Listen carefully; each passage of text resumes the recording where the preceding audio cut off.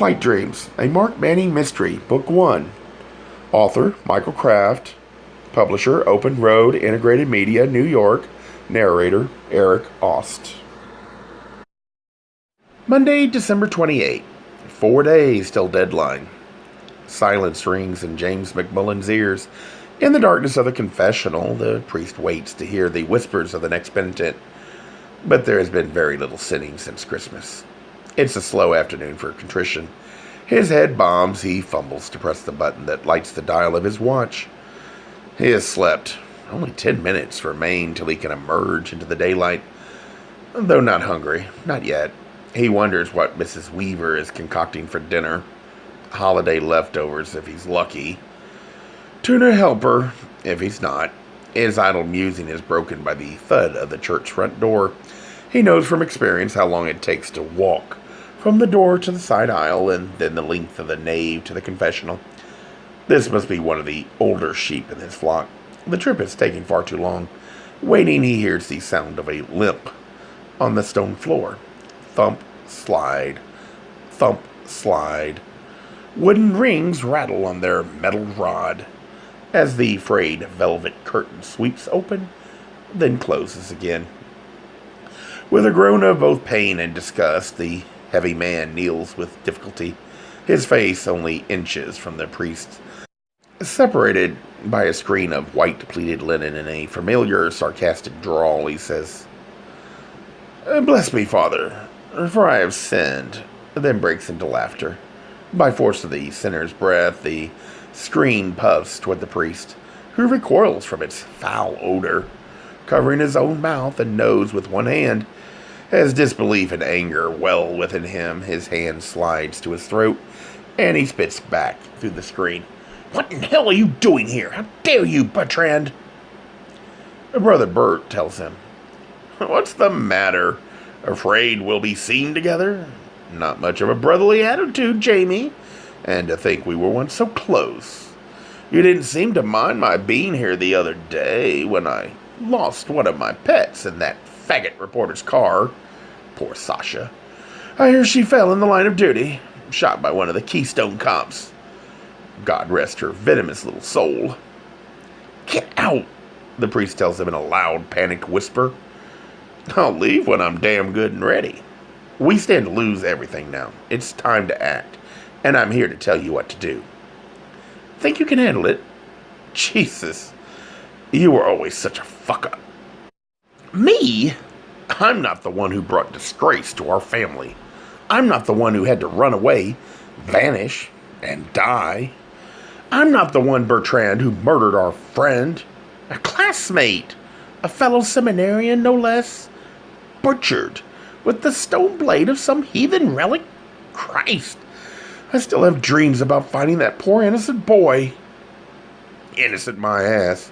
That friend was no more than a filthy little queer. He confessed his repugnant love for me, and I was thereby anointed the holy instrument of Almighty God's wrath. An avenging angel sent to slay the serpent, to slash his disgusting throat. Satan struggled, maimed me, tangled my foot in the rods of a steel headboard, but I arose victorious from his blood, and God has rewarded me with the bounties of his mission." "Mission indeed! The only mission of that TV scam you're running is worship of the almighty dollar. Your insane homophobia is outweighed only by your greed." My! Aren't we suddenly self-righteous? You had no aversion to those almighty dollars when I offered you the seed money to start up this pissant retreat. This desert paradise, where you and your friends, you bunch of losers, could get together and play old-time religion. The dollars weren't so dirty when they were a gift from God." "They were never a gift from God, Bertrand. They were a gift from you. Like most gifts, this one had strings attached." "Damn right. My only interest in helping you get Assumption up and running was your promise to lure our dear, long-lost, and very wealthy sister out to this hellhole. And your promise to convince her to sign a new will, which I drafted, and your promise to enter into a private but ironclad agreement with me that the proceeds of her estate will be divided between our two ministries. I have many failings, God knows, but I am a man of my word. I kept all those promises. I owed you that. You owe me more, Jamie. You owe yourself more. We've come this far together. We can't just let it all slip away. Which it could, since that reporter had found Helen. If she leaves Assumption, she'll never come back.